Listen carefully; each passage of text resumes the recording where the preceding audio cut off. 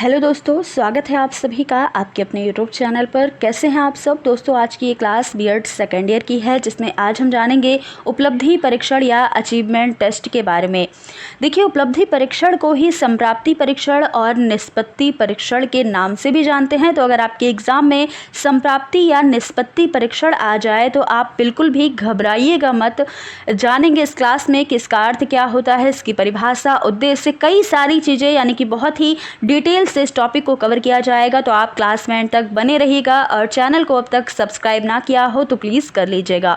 तो चलिए क्लास को स्टार्ट करते हैं। वीडियो पसंद आएगी तो वीडियो को लाइक शेयर ज़रूर कीजिएगा। देखिए, कोई भी व्यक्ति है, प्रत्येक व्यक्ति अपने जीवन में अनेकों प्रकार का ज्ञान और कौशल प्राप्त करता है। हम अपने जीवन में हर एक मोड़ पर कई सारे ज्ञान को प्राप्त करते हैं, कई सारी चीज़ें सीखते हैं और इसी ज्ञान और कौशल में हमने कितना कुछ सीखा है, कितना कुछ हमने अपने जीवन में उतार पाया है या फिर हमारे अंदर कितना ज्ञान है, इन सारी चीज़ों का पता लगाने के लिए ही उपलब्धि परीक्षण किया जाता है।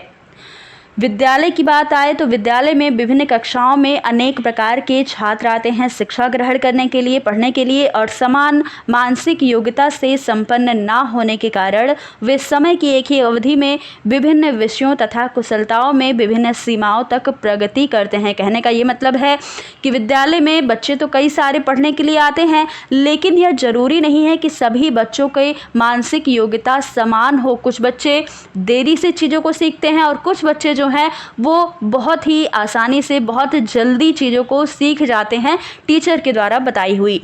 तो इसलिए हर बच्चा लेकिन पढ़ता तो एक ही जगह है। ऐसा तो नहीं होता विद्यालय में कि कोई बच्चा धीमे सीख रहा है, उसकी मानसिक योग्यता कम है तो उसे अलग विद्यालय में अलग क्लास में बैठा कर पढ़ाया जा रहा है। तो ऐसा बिल्कुल भी नहीं होता।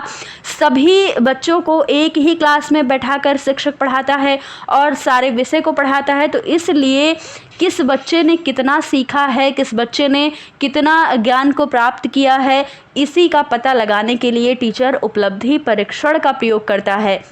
क्योंकि हर एक बच्चे को एक साथ पढ़ाया जाता है तो ये ज़रूरी नहीं है कि सब बच्चा एक ही साथ सभी चीज़ों को और आसानी से सीख पाएगा, ये बिल्कुल भी ज़रूरी नहीं होता है। तो इसलिए सभी बच्चे अलग अलग चीज़ों को समझते हैं, कुछ बच्चे कम समझ पाते हैं। तो इसलिए यह पता लगाया जाता है कि किस बच्चे ने कितना सीखा है, इसलिए उपलब्धि परीक्षण किया जाता है। अब आगे देखिएगा उपलब्धि परीक्षण का अर्थ क्या है और इसकी परिभाषा क्या है। देखिए, उपलब्धि परीक्षाएं एक ऐसी परीक्षाएं होती हैं जिनकी सहायता से विद्यालय में पढ़ाए जाने वाले जो विषय हैं, जो सब्जेक्ट पढ़ाए जाते हैं विद्यालय में और जो भी चीज़ें सिखाई जाती हैं, उनमें छात्रों की सफलता या उपलब्धि का ज्ञान का पता लगाया जाता है कि बच्चे ने पढ़ाई हुई चीज़ों को या विषय को कितना सीख पाया है, उसमें कितनी सफलता अर्जित की है। तो इन सारी चीज़ों को जानने के लिए ही उपलब्धि परीक्षण का प्रयोग किया जाता है। उपलब्धि परीक्षण स्कूल से विषय संबंधी अर्जित ज्ञान का ही एक परीक्षण है और इस परीक्षण से शिक्षक या टीचर यह ज्ञात कर सकता है या जान सकता है कि उसके विद्यार्थी ने कितनी उन्नति की है, विद्यार्थी ने किस सीमा तक विषय संबंधी ज्ञान को कितना प्राप्त किया है। अब जानिएगा इसकी कुछ परिभाषा है। पहली परिभाषा प्रेसी, रॉबिन्सन व हारक्स के अनुसार है। इन्होंने कहा है कि उपलब्धि परीक्षाओं का निर्माण मुख्य रूप से छात्रों के सीखने के स्वरूप और सीमा का मापन करने के लिए किया जाता है। अगली परिभाषा गैरीसन वार्ने के अनुसार है। उपलब्धि परीक्षा बालक की वर्तमान योग्यता या किसी विशिष्ट विषय के क्षेत्र में उसके ज्ञान की सीमा का मूल्यांकन करती है। थॉर्नडाइक व हेगन के अनुसार कहा गया है कि जब हम उपलब्धि परीक्षण का प्रयोग करते हैं तब हम इस बात का निश्चय करना चाहते हैं कि एक विशिष्ट प्रकार की शिक्षा प्राप्त करने के उपरांत व्यक्ति या बालक ने क्या सीखा है। तो इन सारी परिभाषाओं को भी आपको याद रखना है, ये आपको एग्ज़ाम में लिखना भी है, इसलिए आपको इसे बहुत ही ध्यान से पढ़कर जाना है। अब आगे जानिएगा कि उपलब्धि परीक्षण की विशेषताएं क्या हैं। देखिएगा, उपलब्धि परीक्षण ज्ञान तथा कौशल के मापन के लिए ही किया जाता है, तो इसलिए विद्यालय से इसका सीधा संबंध होता है। उपलब्धि परीक्षण दिए हुए ज्ञान और कौशल का मापन करता है।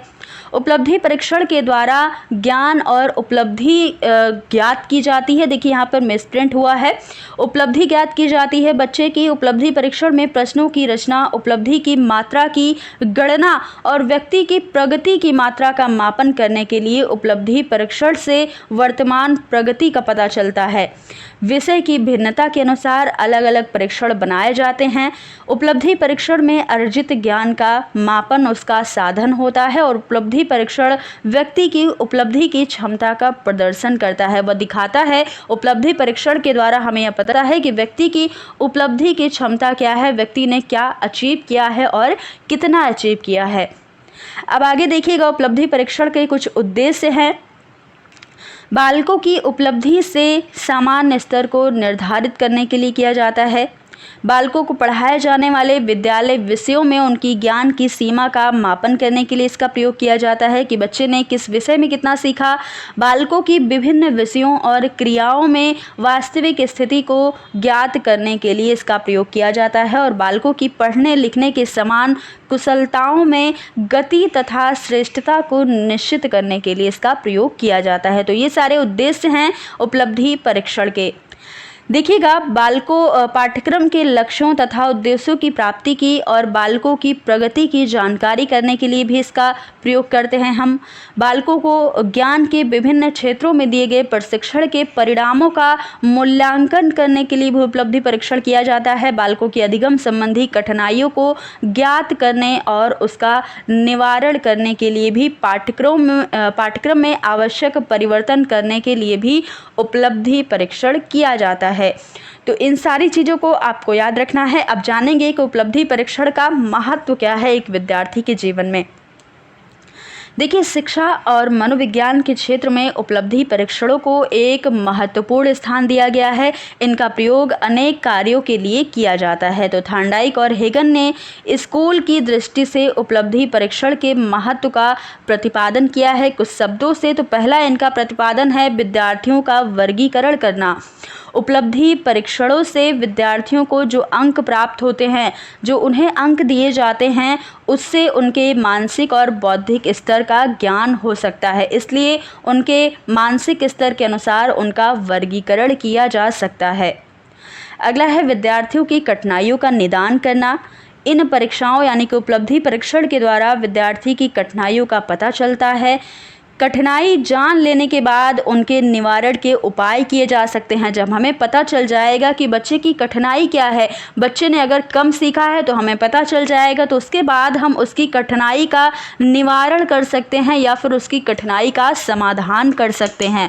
इस दृष्टि से विद्यार्थियों की प्रगति में काफ़ी योगदान किया जा सकता है उपलब्धि परीक्षण के द्वारा। तो यहाँ पर उपलब्धि परीक्षण एक बहुत ही कारगर साबित होगा कि जब बच्चे की कठिनाई हमें पता चल जाएगी तो हम उसका निवारण भी कर सकते हैं, उसका समाधान भी कर सकते हैं। अगला है विद्यार्थियों को प्रेरणा देना। अनुभव से पता चल सकता है कि विद्यार्थियों को प्रेरणा देने में भी इन परीक्षाओं को सफलता मिली है। जब विद्यार्थियों को इस बात का पता चलता है कि उनके अर्जित ज्ञान की जांच हो रही है, उनके अर्जित ज्ञान की कोई जांच कर रहा है, परीक्षा ले रहा है, तो उन्हें इससे प्रेरणा भी मिलती है कि उन्हें पता चलता है कि उन्हें कितना आगे सीखना है, आगे उन्हें क्या करना है, इसके लिए वे प्रेरित भी होते हैं। अगला है व्यक्तिगत सहायता देना। तो उपलब्धि परीक्षणों के द्वारा सरलता से मंद बुद्धि, कुशाग्र बुद्धि और विशेष योग्यता वाले विद्यार्थियों को पता लगाकर उनकी आवश्यकता के अनुसार हम उनकी सहायता भी कर सकते हैं। शिक्षा निर्देशन देना। इस परीक्षण के आधार पर विद्यार्थियों ने जो भी अंक प्राप्त किए हैं और उनके पहले के और अभी के अंक को देखकर उन्हें समुचित निर्देशन दिया जा सकता है कि उन्हें कौन से विषय आगे लेने चाहिए। तो शिक्षा में निर्देश देने का कार्य भी उपलब्धि परीक्षण कर सकता है। इसका मतलब ये है कि अगर बच्चों को हम जान जाएं कि उनका कितना अंक उनको दिया जा रहा है परीक्षाओं में, तो इससे ये पता चलेगा कि बच्चों को जिस विषय में ज़्यादा अंक मिल रहे हैं, तो इसका मतलब ये है कि उन्हें आगे क्लास में उन्हें वह विषय लेना चाहिए जिसमें वे ज़्यादा अंक प्राप्त कर रहे हैं। अगला है विद्यार्थियों को परामर्श देना। तो उपलब्धि परीक्षाओं से हमें पता चलता है कि विद्यार्थियों की रुचियां क्या हैं।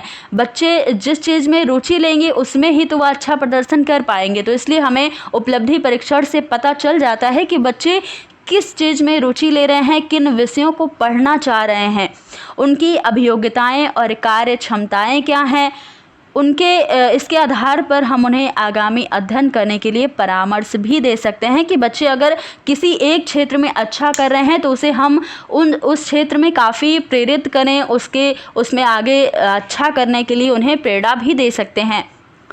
आगे देखिएगा, उपलब्धि परीक्षण के कुछ प्रकार हैं। डगलस और हॉलैंड के अनुसार उपलब्धि परीक्षण के प्रकार बताए गए हैं। पहला है प्रमापित परीक्षण, शिक्षक निर्मित परीक्षण, मौखिक परीक्षण, निबंधात्मक परीक्षण और वस्तुनिष्ठ परीक्षण। तो ये जो परीक्षण के प्रकार बताए गए हैं इन्हें भी काफ़ी डिटेल से और भी अच्छे से डिफाइन किया गया है, लेकिन दोस्तों आज की इस क्लास में हम इतना ही कवर करेंगे। आगे अगर आप कमेंट बॉक्स में जानना चाहते हो या फिर आप कमेंट बॉक्स में कमेंट करोगे कि अगर जो उपलब्धि परीक्षण के प्रकार हैं इन्हें भी हम बहुत ही अच्छे से इसका कंटेंट लेकर आए, डिफाइन तरीके से इसे डिफाइन करें बहुत ही डिटेल से, तो आप इसके लिए कमेंट जरूर करिएगा। तो आज हम बस इतना ही कवर करेंगे उपलब्धि के बारे में। हमने आज बहुत कुछ कवर किया है बहुत ही डिटेल से, तो आपको यहाँ से ये चीज़ें क्लियर हो चुकी होंगी। अगर आपको वीडियो पसंद आएगी तो वीडियो को लाइक शेयर जरूर कीजिएगा और चैनल को सब्सक्राइब ना किया हो तो कर लीजिएगा। फिर मिलेंगे अगली क्लास में कुछ नए टॉपिक के साथ, तब तक के लिए धन्यवाद।